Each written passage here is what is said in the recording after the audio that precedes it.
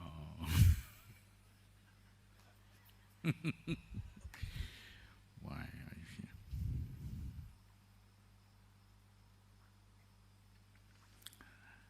On a certain day,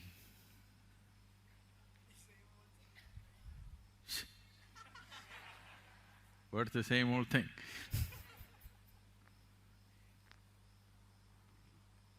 On a certain day, a man went to the dentist.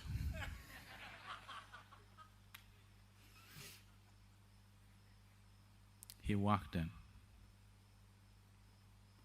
and went to the doctor and he said, "I am a moth." So the dentist looked at him and said, "See, what you need is a psychiatrist, not a dentist. Moth has never any dental problems. You need a psychiatrist." The man said, "I know it." Then he said, "Why are you here?" He said, "Because the lights are on."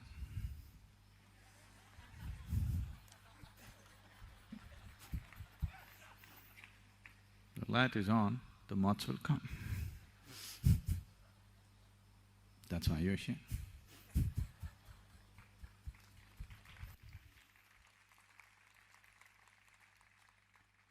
So, next thing is, what am I supposed to do? Nothing.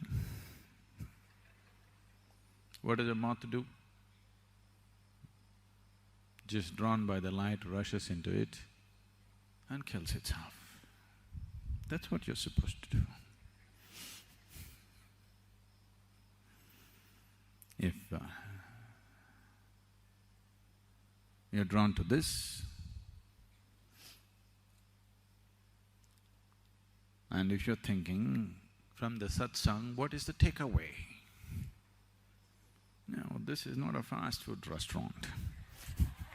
There is no takeaway. So I who do the takeaway, not you. I take away, you don't take away anything. Nothing to take away. This is giveaway. If you give away yourself, then there is something… See, this take away, give away, everything makes sense only when you're dealing with limited quantities of things.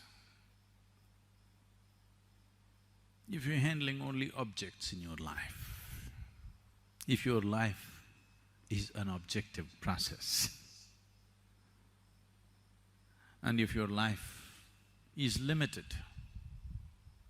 to physical objects, giveaways, takeaways, all these things are meaningful.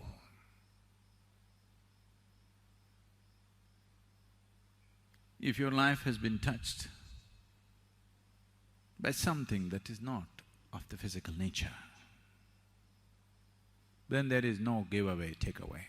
If you give away everything that is physicality, then there is something that you can't take away, it takes you away. Oh, is this self-destruction? Is this some kind of a negative process?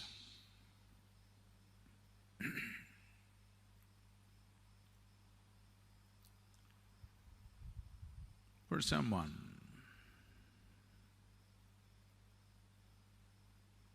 who is working in the wrong direction,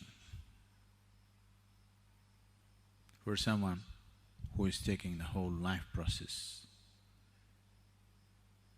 in a wrong direction, who is having a wrong perspective of life, who is looking at life through a small keyhole, for him, opening the door is going to be a dangerous process. But for one who is longing to be free, for him, opening the door is a benediction.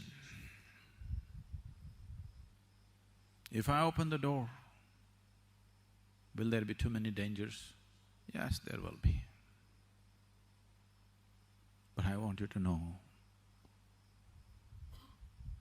if you close the door, maybe your neighbor cannot enter your house, maybe your friend cannot enter your house, but death still will through the keyhole. Even if you plug the keyhole, it still does. Actually, it comes quicker. Doors are closed. Try and see, just close these two doors and see. It comes very quick. With doors closed, death comes sooner, not later.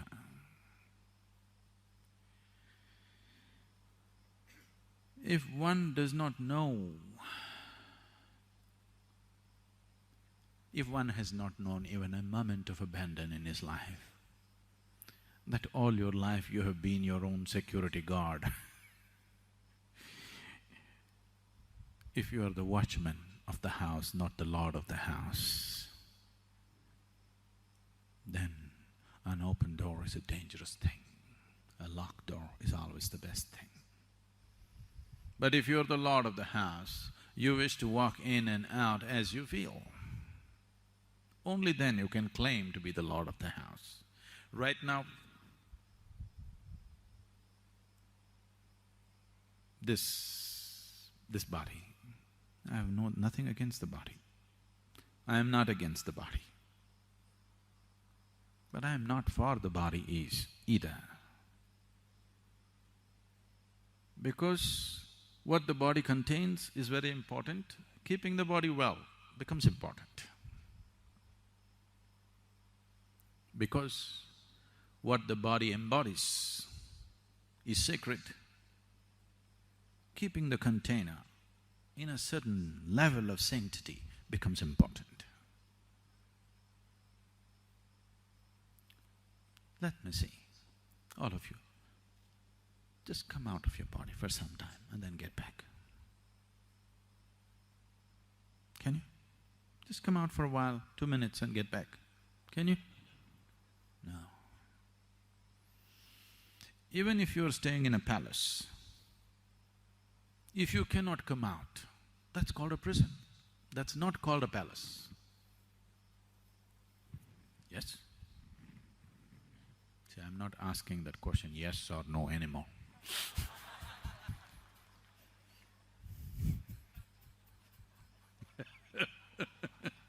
Things have changed.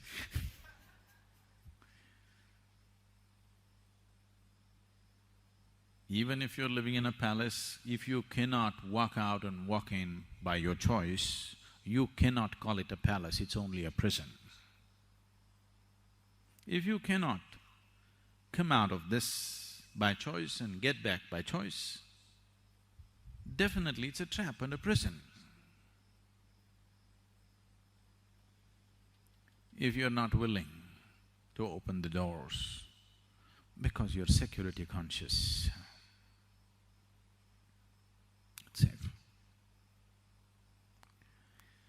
In search of safety, all kinds of idiotic things have been done, very life-negative things, very self-destructive things. Now if I talk about the rivers, it looks like I am talking negative. Once a little boy went up to his mother and said, "Mama, I want to go and swim in the river." The mother said, "No way, you are not going to get into that river. That river is full of alligators, hungry, bloodthirsty alligators, crocodiles. Don't you ever step into that river." "But Mama, every day in the morning, Daddy swims in that river." "Oh, don't you worry about him, he has an excellent insurance cover."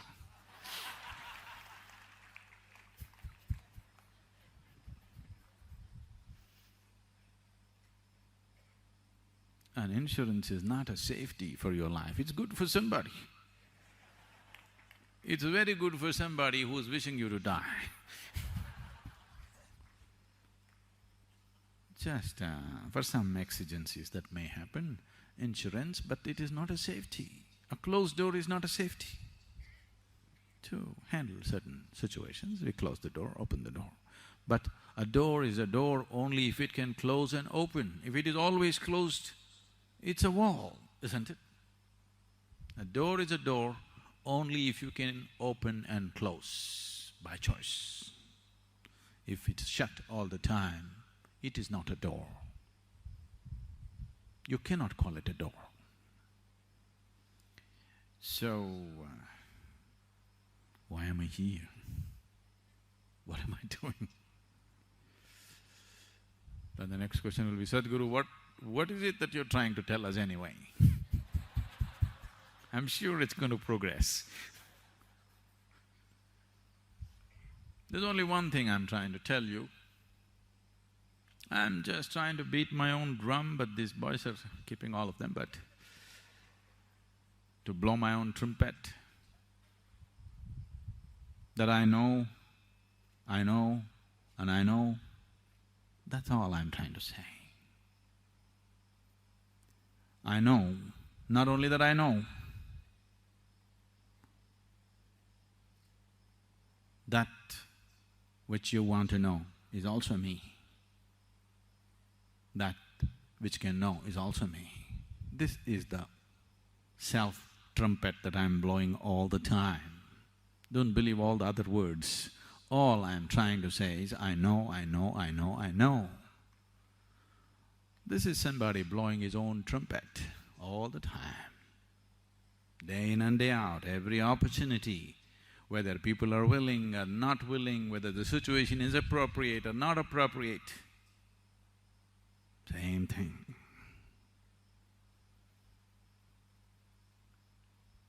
That sounds hedonistic. It is. If there is no thirst in your heart, it is a horrible thing, somebody going on saying he knows. If there is a thirst in your heart, to hear this, that somebody can clearly say that he knows, is the greatest benediction, if there is thirst in your heart. Water is valuable only when you're thirsty, isn't it? If you're thirsty, a glass of water is divine. Otherwise, what is it? Doesn't mean anything. Only when you're thirsty.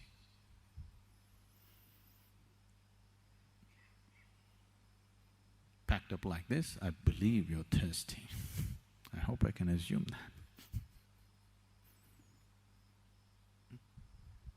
Sadhguru, what is the exact nature of the relationship between any guru and his disciple? Is the guru an authoritarian, a parent, a friend? This is the corniest question you can ask.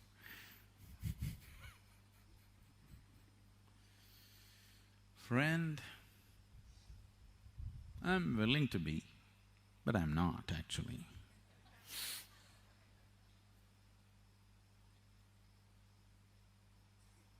If I be your friend, it's good for me, but not at all good for you.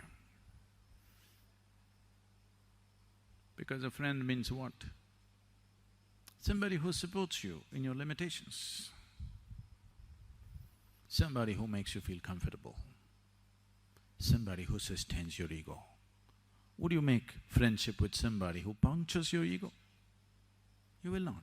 Somebody who shores up your ego, somebody who buttresses your ego, that is the one whom you would choose as a friend. So friend, definitely not. That you must know by now. Parent,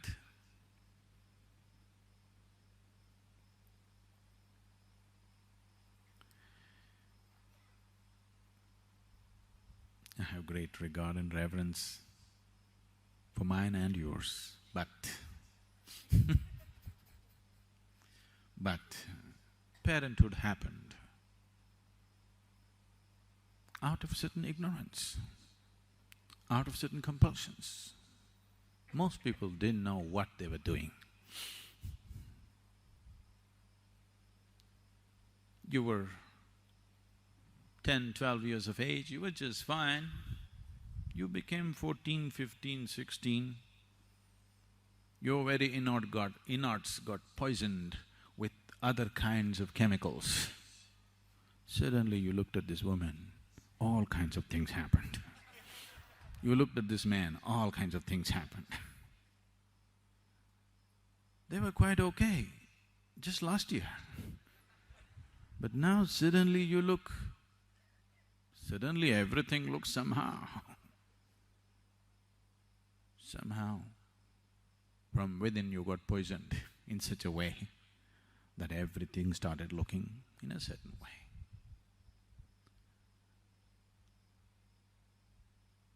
You will see, once this hormonal hijack is over, you look at everybody looks normal.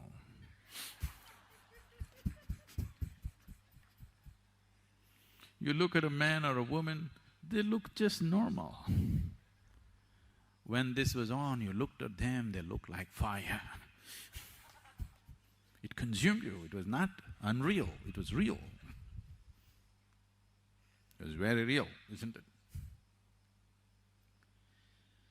So, parents, or generally people who are trying to do all the things that they could not do in their own lives through their children. Normally, not always.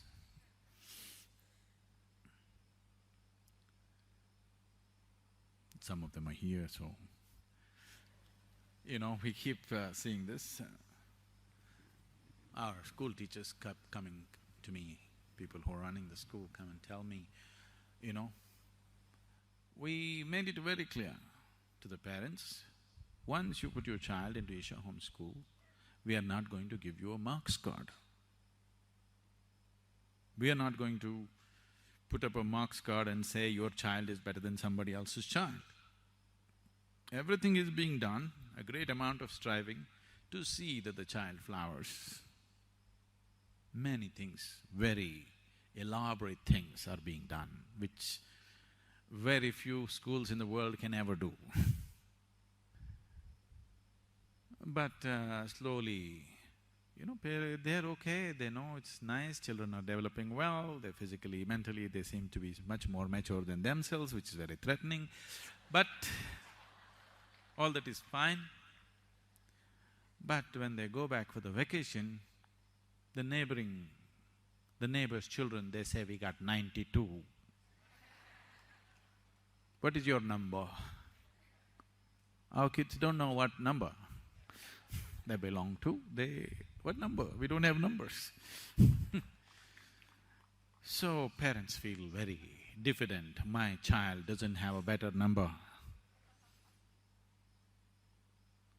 So they come back and they get worked up. And they come and say, no, should happen, my child is not doing as well as he could. If my child goes to some other school, he would get 100 out of 100. Then I told them, next time somebody raises this, just tell the parents, first bring their marks cards. All the parents should bring their mark sheets. Let's see how much they got. We'll say it's just genetic.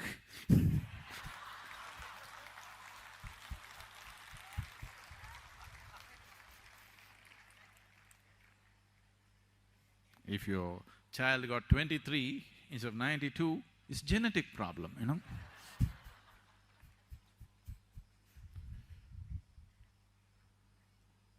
So, one or two parents, once you ask this question, the rumor spreads on, they're going to ask for your marks card, don't ever ask about your children. So parent, definitely not. Authoritarian? I think I fit into that.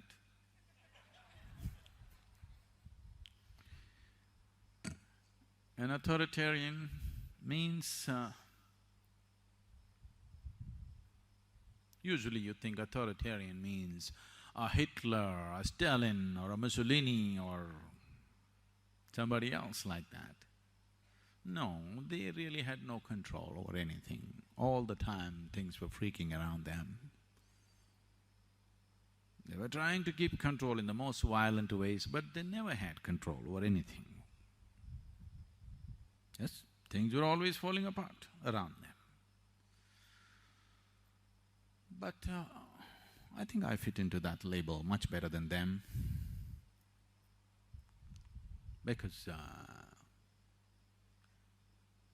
when it comes to life, it doesn't matter what you say, what you think, what you do, what I say will happen when it comes to life, fundamental life. So I am an authoritarian because I don't listen to anybody. With simple things of life, even if a child speaks, I will listen with great respect. But when it comes to certain aspects of life, it doesn't matter who. If God comes, I will not listen to him because I know better than him. This sounds absolutely egoistic, stupid, Mike Tyson-like.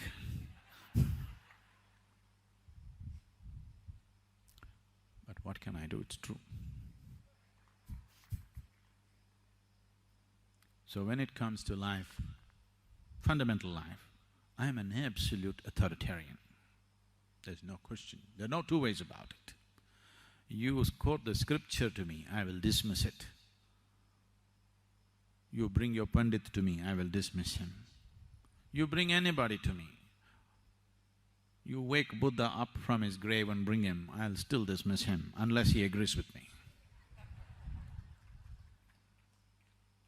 So I am a total authoritarian when it comes to life. I think I fit into that label better than anything else. Is that okay with you? Please, anybody wants to ask questions here? Do pyramids have any spiritual significance? Pyramids. You are neither a pharaoh, nor are you dead.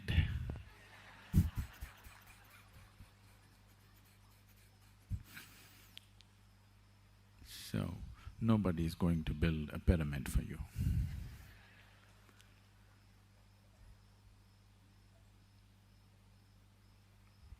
Do pyramids have any significance?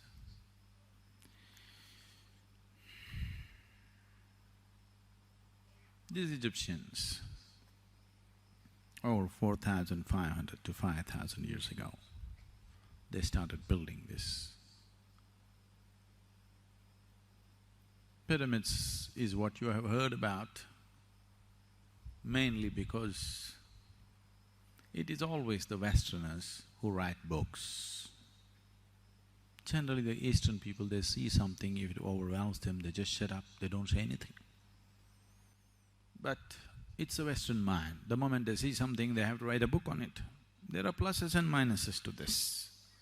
Lots of minuses, but lots of pluses, otherwise you wouldn't have heard about the pyramids unless you went there. Because it's the Western minds which generally talked about it, they only talked about the pyramids of Egypt because they're very death-oriented. It is because of this, the obsession with pleasure. Death and pleasure are very directly connected. People always think life and pleasure are connected. No. Death and pleasure are very directly connected. If you are very alive, if you become alive fully, I know the Eastern minds have also absorbed this in a horribly distorted way, but right now if you told your friend or your relative, I'm going to the ashram for 3 days, they would become very kind towards you and ask, why, what went wrong? Something must be wrong with your life. You're going to the ashram to heal a wound, to solace yourself. Something must be really wrong with your life, or you must be too old for life. Otherwise, why would you go to an ashram? So this has crept into this culture also. Essentially, if you're alive only in parts, or if you're partially alive, to be partially alive is a terrible torture. Many of you have been through these science classes, I'm sure you opened up frogs and cockroaches, did you? They were nice, lively beings, but you opened them up because you wanted to find their heart and liver and kidney.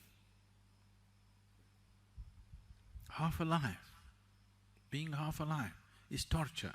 Have you seen this? Always being half alive is torture. This is the torture that a large segment of humanity is going through right now because they're half alive. Only one part of them has become alive. Only their physicality and mentality has become alive. The rest of it is yet to become alive. Half-alive people will suffer everything. They will suffer ignorance, they will suffer education, they will suffer poverty, they will suffer affluence, they will suffer being alone, they will suffer being in a relationship.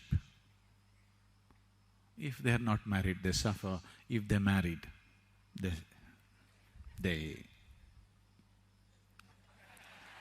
if they don't have children, they suffer that. As if children, if they are there, they can come and bite you. They do. No children, what are you suffering? But that also they suffer. Just show me one thing that human beings are not suffering right now. Just show me one aspect of life that human beings are not suffering right now. They're suffering just about anything, not just life. They're even suffering death before it happens. See, he's thinking of building a pyramid for himself.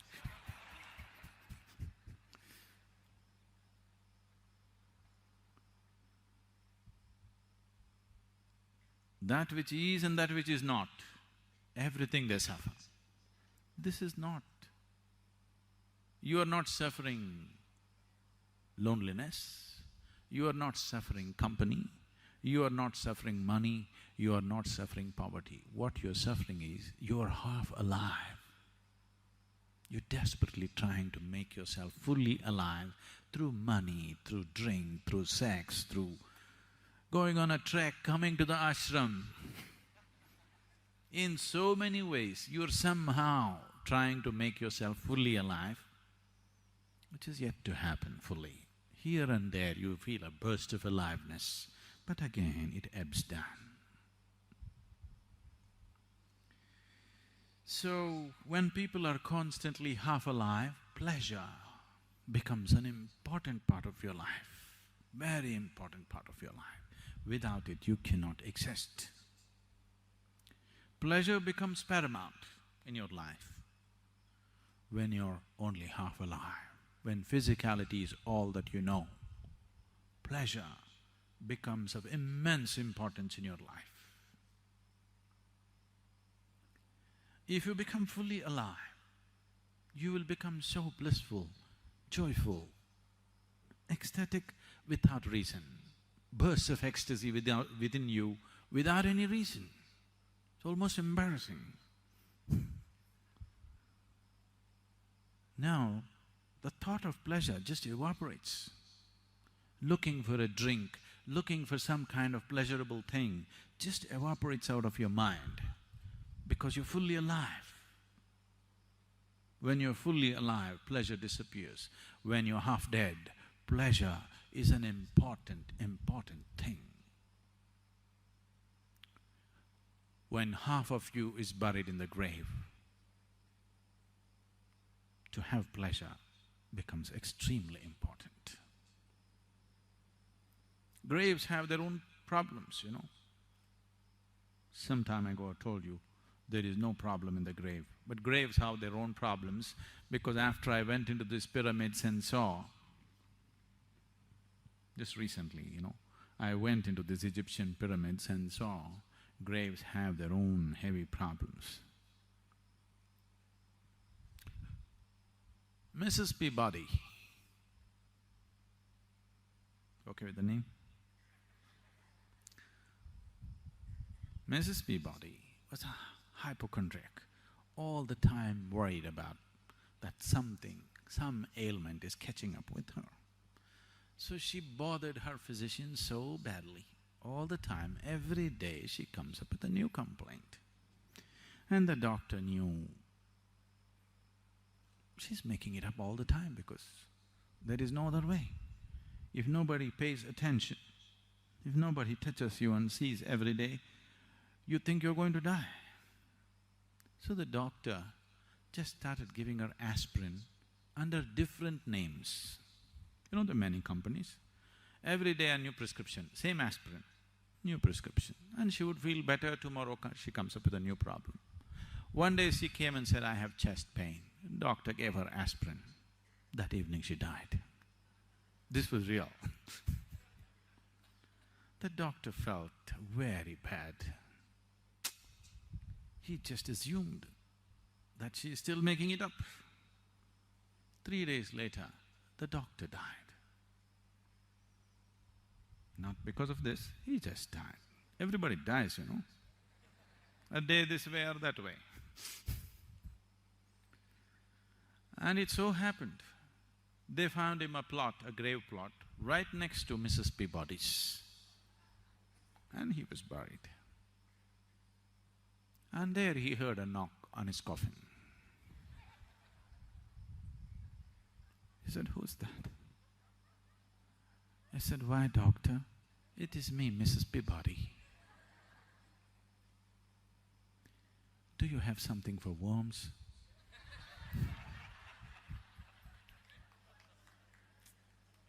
This is real.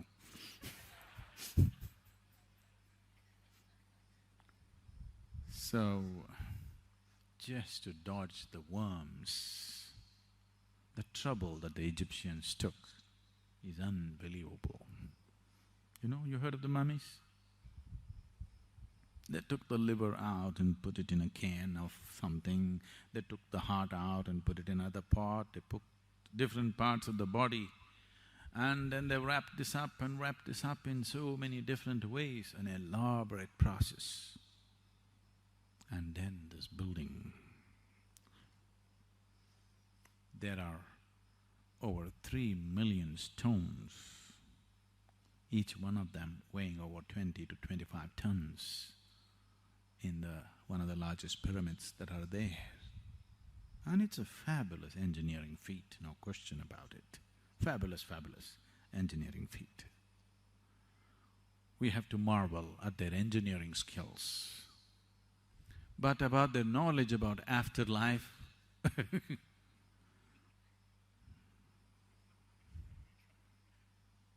there's nothing much to say. But the most important thing in Egypt is not the pyramids, it is the fabulous temples that they built. They built some of the most magnificent temples on this planet, the largest and the most magnificent. You won't see anything like that in India. Most of them were built for sun god and certain goddesses. The sun god in Egypt is referred to as Ra. What do you call sun?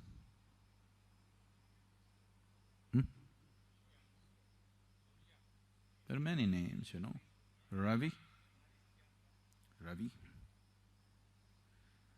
And today, most of the world's history was written by the English, the British. Generally, either history was written by the conquering generals or by the conquering priests. Both of them are vested interests. There's a whole parallel line of history written by the French historians wrote history, which is barely read in the world. All our textbooks, the Indian textbooks, are 100% by the British authors. So these people write a certain kind of history, which is the history of the generals and the priests.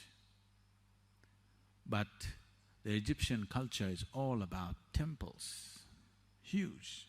Somebody worships a pyramid, which is a place of death. So they are very death-oriented. So when they saw the temples full of life, music, dance, revelry, life, they didn't like it. It looked most irreligious to them.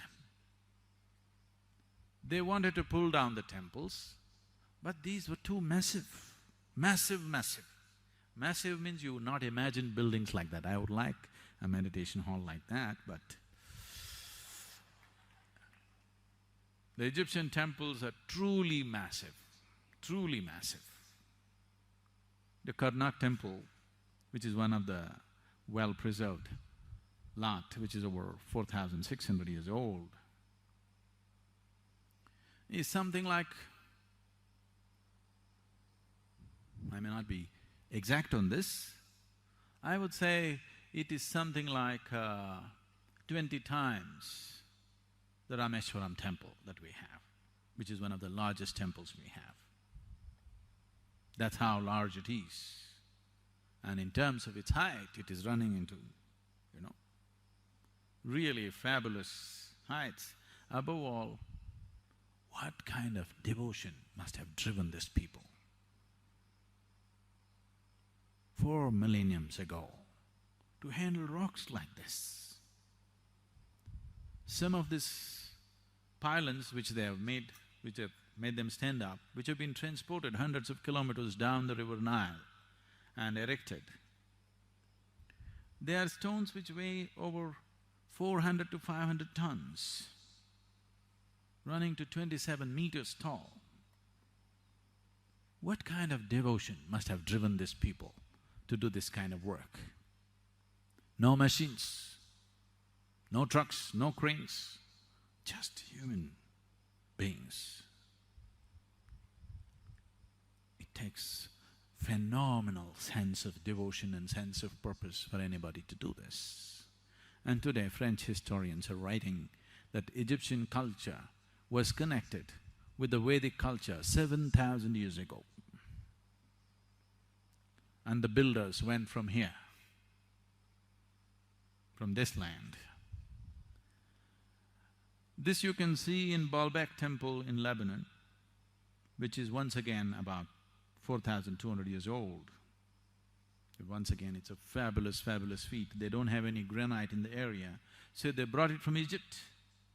They transported it across what is now Suez Canal, and they brought it up through Syria and climbed up the mountains, which is over 350 to 360 kilometers of climb on the mountain, and they put it up there, a huge temple, a Phoenician temple which was built almost 4,200 years ago.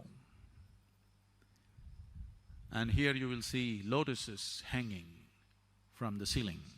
A lotus in Lebanon, there is no such possibility because these are Indian sculptors. So there is history in Lebanon which clearly says Indian elephants, Indian labor and Indian sculptors came and worked here. And the most amazing thing for me was, I saw a 16-pointed stone. Even today when we do the Guru Puja is essentially, in the yogic parlance, it is known as Shodashopachara. That means 16 ways of treating a guru. That's what Guru Puja is. So usually we have a Guru Puja stone which we still don't have in ashram because of whatever. We're still putting up the stones, the standing ones. This 16-pointed Guru Puja stone, which is prepared traditionally in a certain way, is essentially from the yogic culture. It cannot come from anywhere else. You will see a proper Guru Puja stone with all the necessary symbols and everything in Lebanon, which is over 4,000 years old. So today, lot of French historians have published many aspects of history. So pyramids are just one aspect, but they have become very popular because of very death-oriented people. The temples of Egypt should have been celebrated. And the defacement of these temples, who did such a crime? Even a caveman, if he walks into this temple, he cannot help being overwhelmed. The columns are standing 27 meters tall. Hundreds of them, not one or two. Even if a caveman without any sense of aesthetics walked into this place, he cannot help being overwhelmed. You don't need to be an artist. You don't need to be a connoisseur of art. The crudest human being, if he walks in, he will be overwhelmed by what's been done there. Nobody can miss it. This is the way to build a temple, that nobody can miss it. Temple is not for one specialized sadhaka, that nobody should be able to miss it. That's how overwhelming it should be. And the structure and the ambience of that is as important as the energy of that place, because otherwise people will miss it. They built the right kind of temple as a temple should be built. But these people who defaced the temples, they wrote the history and they talked only about the pyramids. That was fascinating for them. This they wanted to demolish. They would have razed it to ground if they could, but it was too much work, they couldn't do it. Otherwise they would have just finished it. So pyramids are just one foolish effort towards immortality. We have no such problems in India. We have no longing for immortality. Our whole effort is to end it. Our whole effort is to end the cycle of birth and death. Mukti is the attitude, nirvana is the attitude, moksha is the attitude. That's the goal. Immortality is not the goal. So, I have fabulous things to say about Egyptian engineering, but nothing to say about Egyptian knowledge of the beyond. There is nothing much. There is some occult. They created certain things which are beautiful, no question. Not that they were totally ignorant, but the kings are always the most ignorant of the whole population. Always. They are the most egoistic, the crudest, most ruthless. They will become the kings. The gentle, beautiful ones never become kings. Rare is such a human being. Rare is such a culture that once in a way they saw a gentle, beautiful, enlightened king. Otherwise they were always the crudest, grossest, cruelest and the most ruthless who became the kings.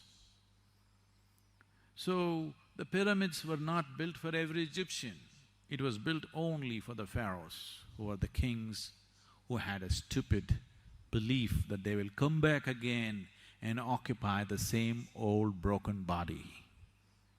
I don't know why such a wish. There are enough women in the world, you can get into their wombs and come back with a brand new body. I don't see. What is the point preserving the body, keeping your liver in a pot, keeping your heart in a pot? And now tourists are gazing at your heart and liver. People are dying to take a picture with the pharaoh's heart. Pyramid is a powerful form because it's preservative in nature. How to overcome possessiveness? Oh, okay.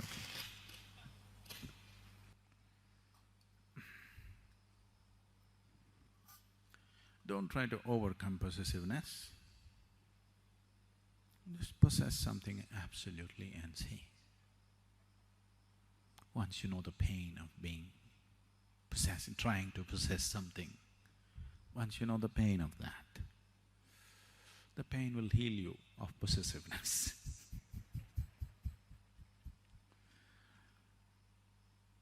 You trying to overcome possessiveness is not going to work because you already tried, isn't it? Obviously you've tried, you failed, and that's why you're asking me. Possess, absolutely. Whether it's your husband or your child or even your home or even your dog, try hard to possess it totally. You will see it'll bring unbearable pain to you. When it brings that kind of pain, it'll cure you. So, why is it that you want to possess? You know, in India or anywhere in the world, if you say somebody is possessed, what it means? The one who is possessed is a victim, but one who possesses, you know who he is? You are just that. When you try to possess, you'll become a devil. No, I love very much. But yes, with good intentions, you will become a devil. That is the problem about possessiveness. Very good intentions. And how do you know devil has no good intentions for you? Who knows? How do you know God has good intentions for you? Only the propaganda says so, but you don't know for sure, isn't it? Yes. If all this is God's making, all that's happening in your life, you don't really know whether He has good intentions for you or not anymore, isn't it? No? You know for sure? You know for sure? You don't know. And you don't know whether devil has bad intentions for you, you don't know. But one who possesses is usually a devil. So with good intentions, when we said somebody is a devil, we did not question his intention. We only are talking about the result of his action, isn't it? Yes? We are not questioning his intention. A devil of a wind. Maybe the wind is blowing with good intention, but because it's devastating your home, you call it the devil because of the result, isn't it? So if the result that you are bringing about is painful, you are the devil. Your intentions may be good, but the result is painful for somebody around you, then you're a devil. So if you manage to possess, you must be a devil. And these victims who are possessed by something else, they can cause hell of a lot of problem to everybody around them. Have you seen them? So, if I tell you don't possess, you are not going to stop anyway, because this is a very deep-rooted problem. This is not going to go away because of somebody's advice. Please don't possess anybody. It's not going to go away. You may shift your objects of possession from this to that,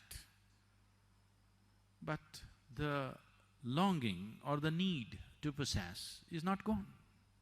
You may shift your object of possessing from this to that, because your wanting to possess something is essentially coming from a certain sense of unfulfilled experience of life. a certain sense of being incomplete. All you are trying to do is fulfill yourself. I want you to understand. You are not trying to be rich, you are not trying to be ambitious, you are not trying to be possessive. The answer is same for greed, for anger, for hatred. You are not trying to be all this. All you're trying to do is somehow find fulfillment. Either by embracing this person, or by killing this person, or by taking what he has, or by taking him. Somehow you want to fulfill yourself because you are unable to bear the incompleteness of who you are. Try hard,